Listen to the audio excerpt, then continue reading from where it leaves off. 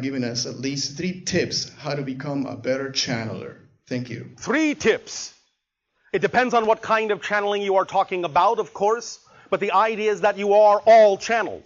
Remember, channeling is simply a state where you allow more of yourself to come through in a very creative way, without the idea of overcomplication, overanalysis. An actor who becomes the character is channeling. A singer who becomes lost in the song is channeling. Anytime you do what you love to do, without the recognition of the passage of time, you are in a channeling state. The idea, of course, is that channeling in the manner in which you are seeing it now, through this channel, can also be done to connect to other levels of your own consciousness, other consciousnesses within creation. Generally speaking, it shares a lot of things in common with what you call electronic circuitry. The idea being that you are creating a certain resonance, a certain frequency, by being yourself as much as you can, by being in your joy as much as you can, by acting on your excitement. That resonance vibrates through you and makes you a more receptive antenna to higher frequency domains, whereupon then you can access information from those domains, be it direct access on your own, or simply through the devices of other beings that may inhabit those dimensions or domains of experience. But fundamentally, pragmatically, practically, physically speaking, one of the strongest things that can be done if you are going to be automatic writing or vocal channeling or anything of that nature where you're using a device or delivering information in that way, is to actually have individuals asking the questions. For if you're just sitting on your own, wondering about information, you can receive it instantly, telepathically, but your physical mind may wonder whether or not it's really just you or something else, not that it matters. But the point is when someone else asks the question, in a sense they are acting as a ground, as a circuit, completion of a circuit, and they are pulling the information through you. So you don't have to think about what's happening. They just reach through you with the question and pull the information from wherever it needs to come from. You understand? Yes. Does this help you? Yes. Thank you. You're welcome. Good afternoon, Bashar. And to you, good day. I've been hearing for the last several weeks from different sources reports of, and not just recently, but for some time I've been hearing reports about sightings of what appear to be, well, Star Wars above certain cities. I think even Whitley Strieber. That information is not available through this terminal at this time. Okay. Now, before you continue, let us say something about that answer. You must understand something. As everything progresses, as the transformation moves forward, we are now more and more every day only transmitting certain vibrational frequencies of information. We understand that these things may exist in certain realities, but we also understand that those are not the parallel Earths that most of you say you prefer to buy into. Therefore, from these points forward, we will find that for one reason or another, whether it is simply not of the vibration that we are now representative of, or whether it is simply not our domain or is not appropriate for us to answer, and you must receive this information from someone else, the general answer to such information will generally be that information is not available through this terminal at this time. This is for the purpose of guiding you in the direction of the vibration that we represent, that you have said that you prefer. Does that make sense to you? Oh, absolutely. All right. Well, a related question, I think, in that same vein, which may or may not get the same answer. Yes. Starting from the first time I heard it, I think was from Gordon Michael Scallion, about and we heard it again today, about the West Coast breaking off and falling off and Phoenix becoming a port. And that information is not available through this terminal. Okay, can I just... I'm not asking. Yes, I am going to ask. Yes, you are. You see, this is all an exercise in finding out just exactly how insistent any of you may be on a reality you say you don't prefer. No. I don't prefer. I definitely do not prefer that reality. But what I was going to ask was, yes, was this more of a My sense of it was that a number of years ago, it was more of a possibility than it is now. Stop. Yes, that is true. But understand, we are talking about the idea of different parallel Earths. The idea of those kinds of destructive experiences are still highly probable in a particular Earth or several parallel Earths. But the question is, are they still probable in the parallel Earth you have taken yourself, you have shifted yourself to? So when you say it is now less probable, all you're actually saying is you have shifted your frequency to a parallel Earth reality where that is simply not a high degree of probability as an experience. But it doesn't mean that you've changed the world you were on. It simply means you've taken yourself to a planet where that's not a high degree of probability as an experience. You follow? Totally, yeah. And you see the difference? Yeah, absolutely. All right. Okay, thank you. Does that help you? Yeah. Oh, thank all right. you. Thank you. Hello, Bashar. And to you, good day. You said that if we were to meet you face to face before we're ready, Yes. We would feel differently about our fellow human beings. That is not exactly what we said.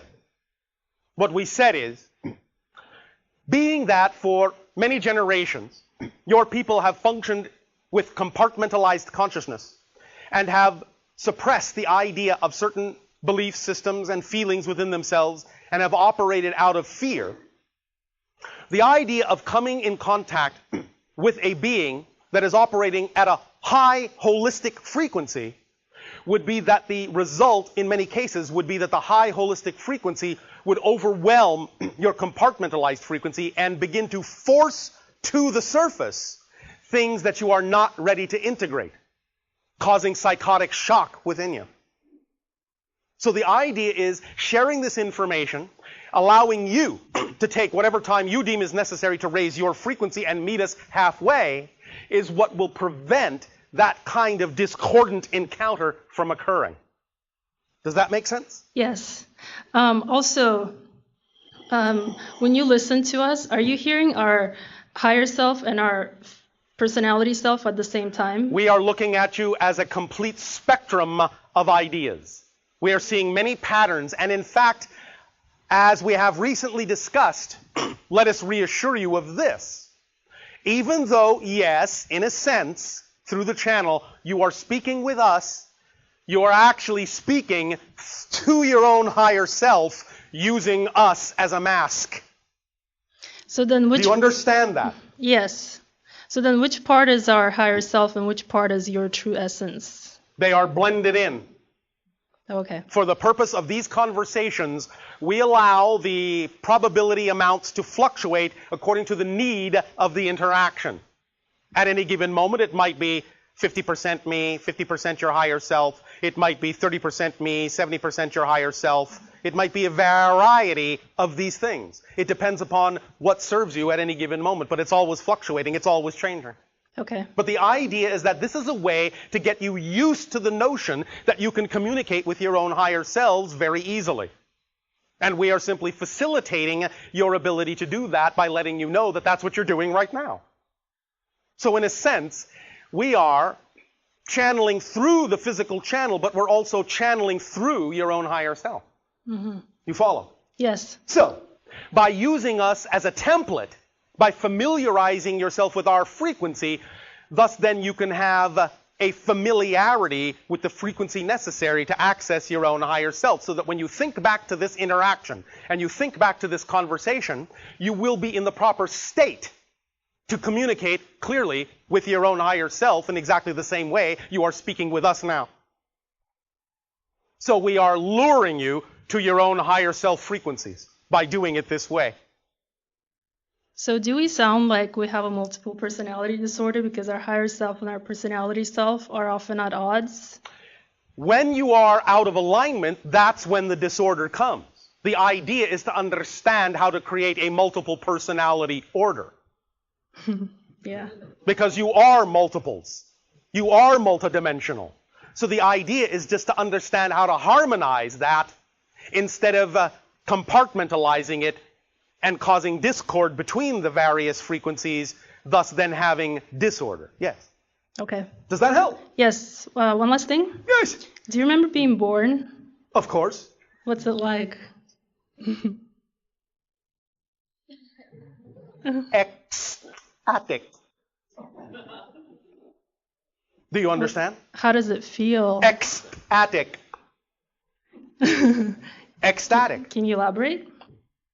In our society, in our civilization, at this time, you will find that even though we once functioned very physically like you do, in terms of the creation of physical beings through the sexual act, through the physical birth, that no longer exists in our society now that we have moved into a dimensional reality where we are quasi-physical. Thus then, what passes now for the male and female energy creates an energetic bubble, in a sense, a energy bubble in which a consciousness can simply create a body that thus then functions as a child on our planet. Mm-hmm. Thus then grows. Do you understand? Yes. This is ultimately what your species is heading toward, but it will take a while before you get there. Okay. Thank you very much, Bashar. Nice. Hello, Bashar. And you, good day. How are you? Perfect, and you? Perfect, thanks. Thank you. How's Anima? Perfect, thank you. Saibo? Perfect, thank you. My kids? Perfect, thank you.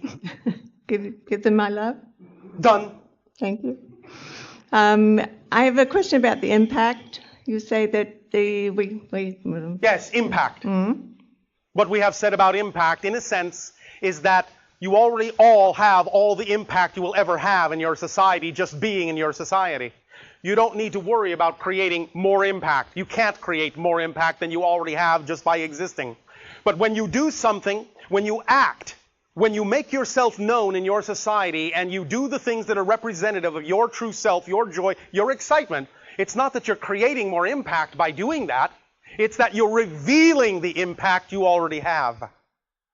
Right. You see the difference? I do. Sort of. All right. My question is, Yes. if Martin Luther King had just stayed in Montgomery, being minister at the Baptist Church, rather than going out and doing what he did in the world, how would that have been? That's another parallel reality that does exist. Understand again when we say all these parallel Earth histories all coexist now, just like all the television programs coexist at the same time at any time you're watching your television. All variations of your history already exist on different Earths. You just decide which one you want to shift to. Right, okay. Based on your definitions and your strongest beliefs and your state of being. Does that make sense? Yes, thanks. On the tape Creative Conflict, you say that you guys still have conflicts? No. Challenges. Well, yes, challenges, yes, of course. There are many things we don't know. There are many things we still explore. This is fun. This is exciting to discover new things. Of course we have challenges, but we face them with constructive, positive energy, and they always thus then have a constructive, positive effect in our society. Can you describe one? Yes. We have described before the idea of our encounter with a species that are called the Thuk. When we first encountered the Thuk, we found that when you are facing them, any member of their society, it is like you're interacting with anyone. But as soon as you turn away, as soon as you're not beholding them, as soon as they're not in your presence, you forget you ever saw them. This was part of their nature, part of their being. And we were fascinated by this ability. To not know them, we knew something had happened, but we had no memory of what had happened until we were interacting with them again. Only direct contact produced the idea of remembering that we had had direct contact. As soon as we didn't have direct contact, there was no memory of having direct contact. We thus then learned from them how to do this too. So that many of the interactions we now have with many humans on the planet have already happened. We have had many direct contact interactions, physical interactions with many humans, but you don't remember.